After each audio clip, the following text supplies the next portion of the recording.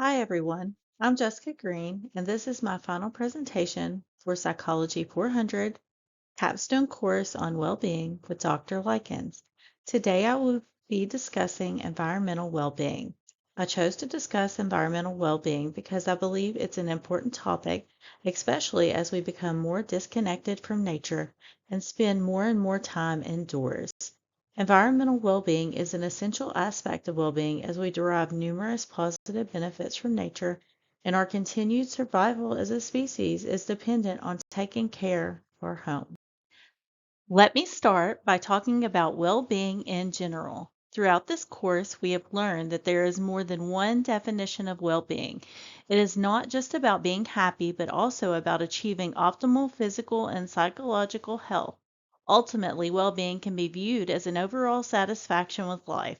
A person with the best possible well-being will be happy, healthy, and thriving, and can be said to be living the good life. One's well-being can be described through the lens of 8 interconnected dimensions. These dimensions are emotional, spiritual, intellectual, physical, environmental, financial, occupational, and social. These dimensions are not mutually exclusive and are constantly interacting with each other to shape our overall state of well-being. We can improve our well-being by recognizing and nurturing each of these dimensions. To begin our talk about environmental well-being, I've included this quote from Henry David Thoreau. His experiment of living alone in the woods to discover the meaning of life was considered radical in his own time and would be especially radical in 2023. Thoreau in his book Walden said that we need the tonic of wildness. At the same time that we are earnest to explore and learn all things, we require that all things be mysterious and unexplorable, that land and sea be indefinitely wild, unsurveyed, and unfathomed by us because unfathomable. We can never have enough nature. It seems that Thoreau was well aware of the importance of environmental well-being. When we think about environmental well-being, we usually consider humans' impact on the environment. However, we often overlook the fact that our environment also has an effect on us. The human environment is made up of both indoor and outdoor spaces that we inhabit. Living in a clean and safe environment is crucial for physical and mental well-being. Humans can impact the environment positively in ways that promote health and well-being. However, we are also responsible for adverse environmental impacts such as polluting the air and water, which damage the environment and create unfavorable conditions for human health and well-being. The environment can have a significant impact on human health. Unfortunately, much of this impact is caused by human activity. The presence of air pollution, unclean water, harmful chemicals, environmental radiation, urban noise, unsafe working conditions, poor agricultural practices, unsafe housing, and climate change can all negatively affect physical and mental health. According to the World Health Organization, poor indoor and outdoor air quality and pollution alone lead to an estimated 6.7 million premature deaths yearly from various illnesses. Researchers Togio and Matos 2021 also found that poor housing quality, noise pollution, air pollution, fear of crime, and high crime rates can increase anxiety and depressive symptoms. Conservation.org has a great short film series called Nature is Speaking. If you want to check out the film series, I've included a link.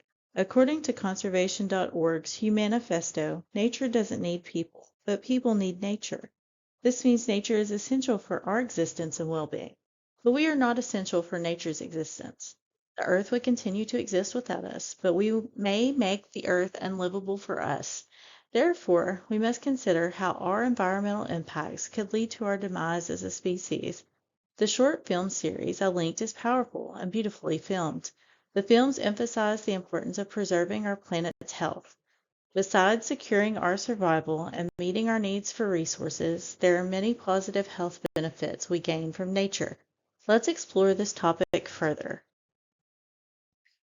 Over half the world's population, 55%, lives in urban areas. This means many people may not have any daily exposure to natural environments.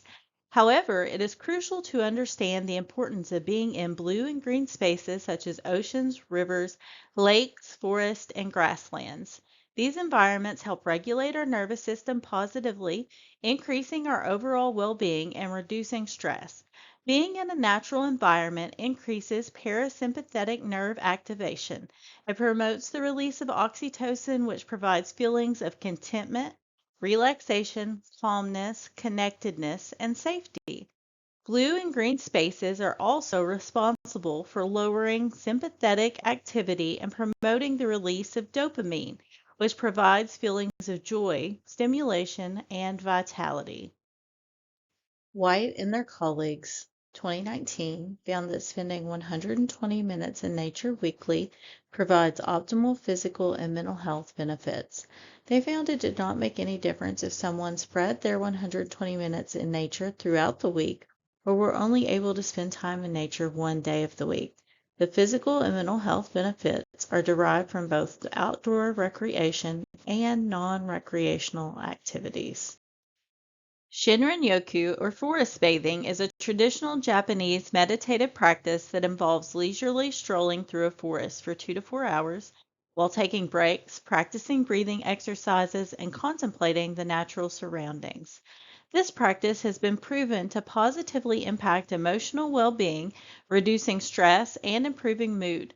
Moreover, there is also a range of physiological benefits such as reducing stress hormone levels, blood pressure, and pulse rate. Now, let me present you with 3 different environments through pictures, and I invite you to imagine yourself in each. Consider how you would feel being in that environment. Does it make you feel calm and relaxed or stressed? Take note of the sounds and smells in each of these environments and consider how they can impact your well-being. This first picture shows the Thanksgiving Day traffic in Los Angeles.